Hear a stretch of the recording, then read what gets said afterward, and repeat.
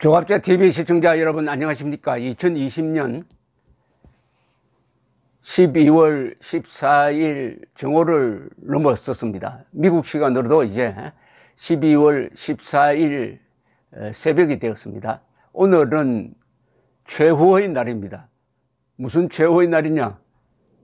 트럼프와 그 추종자들, 한국의 음모론자들을 포함해서 이들이 버틸 수 있는 최후의 날입니다. 12월 14일 무슨 일이 벌어지느냐? 미국에서는 각 주마다 선거인단이 모여가지고 투표를 합니다. 그리하여 대통령 당선자를 확정짓습니다. 그러면 결과는 어떻게 나오느냐? 306대 232로 바이든이 대통령에 당선되었다, 이런 결과가 나오게 됩니다. 요게 미국 상하원으로 보고가 되어 가지고 내년 1월 6일에 마이크 펜스 부통령이 상원 의장 자격으로 사회를 보면서 상하원 합동회의를 열어 가지고 의회 차원에서 공식으로 바이든을 대통령 당선자로 확정합니다. 이 모든 과정은 다 자동적입니다. 예컨대 펜실베니아주에 배당된 선거인단 수는 20명입니다. 이 20명은 바이든이 당선되었으므로 바이든을 찍어야 합니다. 20명이 각각 찍으면은 지난 대통령 선거는 아무 의미가 없는 게 되는 거죠. 그러니까 선거인단은 자의적으로 투표를 할 수가 없습니다.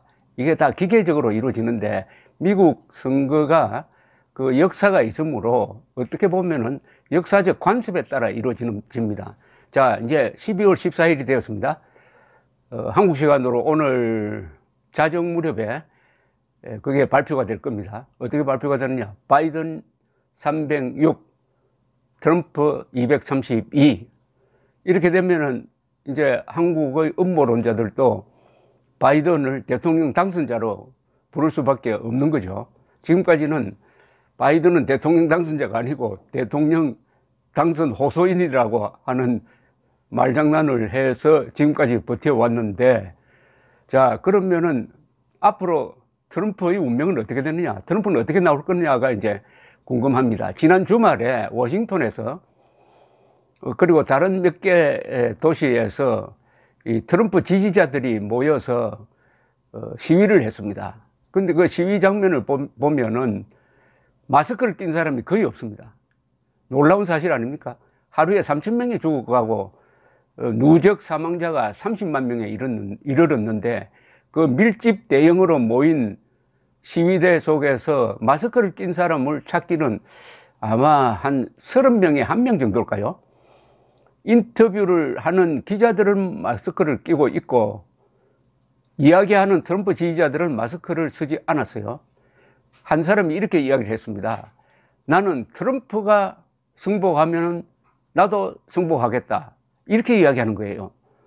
아니, 이런 미국인이 있습니까? 자신의 생각은 없고 트럼프가 졌다고 인정하면 나도 인정하겠습니다. 이게 어제 모인 사람들의 수준임을 알 수가 있습니다. 어제 트럼프가 억울하게 졌다, 부정선거 규탄 하러 모인 사람들은 다 속은 사람들입니다.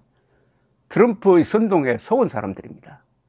그 속은 사람들이 한두 명이 아닙니다. 지금 여론조사를 하면 미국에서 이번 선거에서 부정이 있었다고 생각하는 사람이 미국 전체 유권자 중에서 한 30% 됩니다. 그 대부분이 공화당원입니다.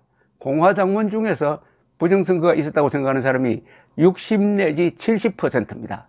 즉, 공화당원 중에 60 내지 70%가 속은 거죠. 태양이 동쪽에서 뜨는 게 아니라 서쪽에서 뜬다는 정도의 선동에 속은 겁니다.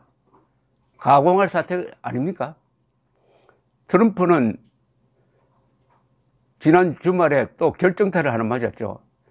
뭐냐?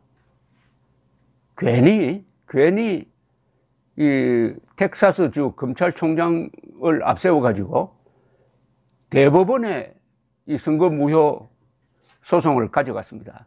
대법원에서 간단하게 지난 금요일 날 판단을 내렸습니다. 각하입니다. 기각이 아니고 각하예요. 각하라는 것은 이것은 소송거리도 안 된다. 심리할 가치도 없다. 왜 텍사스가 다른 4개 경합주의 선거 결과에 대해서 왜 시비를 거느냐.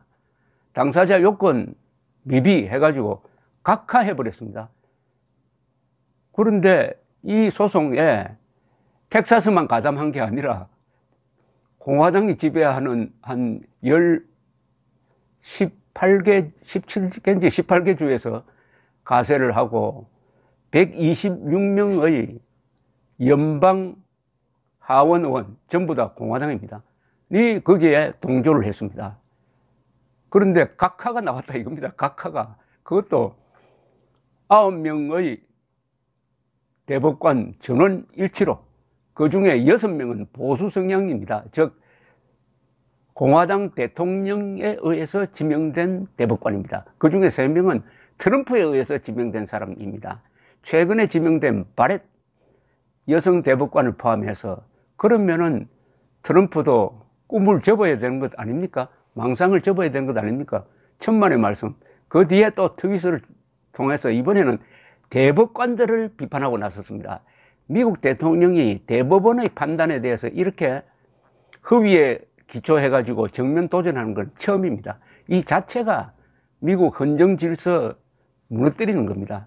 이게 한국 헌정 질서 지키는 것도 어려운데 왜 미국 헌정 질서 걱정하느냐 하는 분도 계실 것 같은데 그 말도 일리는 있습니다. 그러나 하도 해괴한 일이 일어나고 있고 이런 일이 2022년 한국에서 일어나지 않는다는 보장이 없기 때문에 제가 관심을 가지고 지켜보고 있습니다. 이러니까 트럼프 지지 시위대들이 전국에서 워싱턴으로 몰려와가지고 한 10,000명 정도 모였다고 그래요. 많이 온 거죠. 더구나 마스크도 끼지 않고 그 사람들 중에 이 복균자가 있을 텐데 결국 코로나를 가지고 와가지고 워싱턴에 막 뿌리는 것 아닙니까? 그래서 거기에 대응하는 또 시위가 일어났습니다. 그래서 충돌이 일어나고 칼에 찔린 사람도 있고 중태라는 사람도 있고 완전히 폭력 시위로 번졌습니다. 현직 대통령이 거짓 선동을 해가지고 폭력 시위가 일어나고 있다. 또는 이런 일도 있습니다. 각 주에서 바이든이 당선되었다 하는 인정을 한 사람들, 보통 세크리터리 오브 스테이트, 주무장관인데 이런 사람들 앞에 이 시위대가 몰려가지고 이 난동을 부리는데 아주 끔찍한 게 그 사람들 중에는 총을 차고 있는 사람들이 있다는 거 아닙니까? 미국은 총기 소지가 상당 부분 자유롭게 되어 있는데, 물론 총을 차고 외부에 나가는 거는 집에 총을 두는 거는 몰라도 총 들고 다니는 것은 불법화되어 있는 데가 거의 많습니다. 주에 따라서 약간 다르긴 하지만 얼마나 끔찍한 상황입니까? 이러다가 나중에 이게 내전으로 가는 것 아니냐 하는 걱정까지 할 수밖에 없는 것은 이 모든 선동이 트럼프로부터 나왔다는 사실입니다. 그리고 두 번째로 더 끔찍한 것은 공화당이 여기에 동조하고 있다는 사실입니다. 지금 공화당 국회의원들 중에서, 연방 국회의원들 중에서 트럼프가 대통령 당선자라고 이야기하는 사람은 10% 정도로밖에 안 됩니다. 이게 전부 다 트럼프에게 하이제킹이 돼가지고 미국 민주주의가 이렇게 망가질 줄은 참 몰랐습니다. 그것도 무슨 좀 비슷한 거짓말을 해야지 새빨간 거짓말을 하는데 이렇게 넘어가는 걸 보고 역시 괴벨스의 그 선전선동 전략이 아주 효과적이었다는 것을 느낍니다. 뭐냐, 거짓말을 할 때는 어중간하게 하면 안 된다는 것 아닙니까? 거짓말은 새빨간 거짓말을 해야 된다. 완전한 거짓말을 해야 된다. 180도로 돌려놓는 거짓말을 해야 된다. 즉 북한이 전체주의 국가면서도 그 국호가 뭐라고 되어 있습니까? 조선민주주의 인민공화국으로 되어 있잖아요. 민주주의가 어디에 있고 인민이 어디에 있고 공화국이 어디에 있습니까? 이게 완전히 새빨간 거짓말이거든요. 이런 식으로 거짓말을 해야 되는데 트럼프가 지금 바로 괴벨스의 거짓말 전략을 그냥 쓰고 있습니다. 가장 대표적인 거짓말이 뭡니까? 이번 개표기가 장난을 쳤다.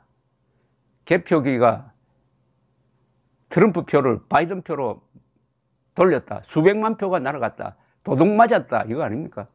해킹을 했다. 외국에서 개표를 해가지고 미국으로 보내주었다. 뭐 이런 걸 대통령 입에서 하고 있으니까 이렇게 속는 사람이 많은데, 그래도 이제 12월 14일 운명의 날이 오고야 말았습니다. 내일부터 트럼프가 뭐라고 이야기할지 궁금합니다. 트럼프에게 기자들이 끈질기게 물었어요. 한 몇 주 전에.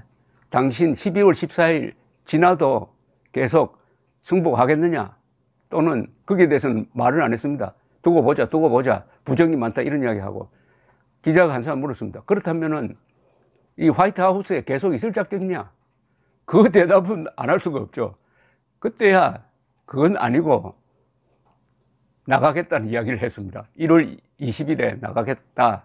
나가서 어디로 가느냐? 아마 플로리다의 자기 리조트로 갈 가능성이 많고 계속 영향력을 행사하려고 하는데 아마 되지 않을 겁니다. 현직과 전직은 엄청 차이가 있죠. 지금 현직에 있으니까 트럼프가 헛소리를 해도 하나씩 써주지만은 전직이 되어가지고 저 플로리다에 가 있는 트럼프를 이렇게 떠받드는 사람이 있겠죠. 그러니까 줄어들겠죠. 그러면 저 국가 원수들이 트럼프 만나겠다고 플로리다로 모입니까? 백악관으로 모이지. 전직이 얼마나 슬픈지. 더구나 트럼프가 제일 싫어하는 루즈, 패배자의 신세가 얼마나 한심한지는 아마 트럼프가 누구보다도 잘 알게 될 것이라고 생각합니다. 12월 14일 결국 왔는데 한국의 음모론자들이 어떻게 나올지 궁금한데 요사이 보니까 한국의 음모론자들도 싹 바뀌어가지고 트럼프가 된다. 트럼프가 대법원에 가면은 트럼프가 틀림없이 이긴다. 라고 거짓말 하던 한국의 음모론자들도 요사이는 태도를 바꿔가지고 뭐라고 또 쓰느냐? 배신자가 생겼다. 법무장관이 배신자다. 그리고 대법원 믿을 수 없다 해요. 대법원 믿을 수 있다 하더니 갑자기 대법원 믿을 수 없다. 트럼프 소송을 각하한 데 대해서 이제는, 그러니까 이 한국의 음모론자들도 판단 기준이 트럼프입니다. 트럼프가 승복하면 우리도 승복한다 이겁니다. 트럼프가 승복하지 않으면 우리도 승복하지 않는다. 아메리카 퍼스트라고 해놓고 트럼프는 트럼프 퍼스트로 나갔습니다. 모든 것이 자신 극도의 이기주의자입니다. 극도의 이기주의자를 따라가는 한국의 이 멍청한 음모론자들은 이건 무슨 계산도 안 되고 아주 한국 사람들이 독특한 이 사고 구조를 잘 보여주고 있습니다. 그러나 12월 14일 붙들어 놓을 수가 있습니까? 12월 14일이 제발 오지 않기를 바랐겠죠. 12월 14일 시작이 되었습니다. 12월 14일 오늘 한국의 음모론자들도 마지막 정신 차릴 때가 이제 지나가고 있습니다. 감사합니다.